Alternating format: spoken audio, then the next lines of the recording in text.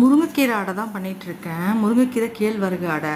எத்தனை பேருக்கு இந்த அடை பற்றி தெரியும்னு தெரியல. ஊர்லலாம் அதிகமாக செய்வாங்க. அது வந்து அந்த டேஸ்ட்டு வேறங்க. என்ன தான் சொன்னாலும் அந்த கீரையோட டேஸ்ட்டும் வேறு, அந்த கேழ்வரகு மாவோட டேஸ்ட்டும் வேறு. இது வந்து இந்த டிமார்ட்லலாம் அந்த மாவு விற்கிது பார்த்தீங்களா, தயவு செஞ்சு அதெல்லாம் போய் யாரும் வாங்கிடாதீங்க. ஒன்ஸ் வாங்கின்னு வந்துட்டு நான் வந்து ரொம்ப கவலைப்பட்டுட்ருக்கேன். சுத்தமாக ஒரு கேழ்வரகு டேஸ்ட்டே இல்லாமல் இருக்குது.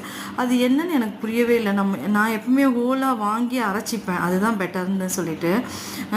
ஆக்சுவலாக வந்து ராகியில் வந்து ரொம்ப அதிகமான கால்சியம், முருங்கைக்கீரையில் பயங்கரமான அயன். இது நிறைய வந்து லேடிஸ்க்கும் குழந்தைங்களுக்கும் ரொம்ப இம்பார்ட்டண்ட்டான ஒரு ஃபுட்டு தான் இது. இது அடிக்கடி செஞ்சு சாப்பிட்றது ரொம்ப ஈஸி தான், ரொம்ப கஷ்டம்லாம் ஒன்றும் கிடையாது. ஆனியன் நிறைய போட்டு நல்லா இந்த மாதிரி முருகலாக செய்யணும். அப்பப்போ அந்த மாதிரி குத்தி குத்தி விட்டு கொஞ்சம் உள்ளெல்லாம் நல்லா வேகிற அளவுக்கு கொஞ்சம் மெலிசாக தட்டினீங்கன்னா ரொம்ப நல்லாயிருக்கும். இது பொதுவாக லேடிஸ் ரொம்ப அதிகமாக எடுத்துக்கோங்க. இதில் நிறைய கால்சியமும் அயனும் இருக்கிறதுனால இன்றைக்கி இதுதான் நான் பதிவு பண்ணது.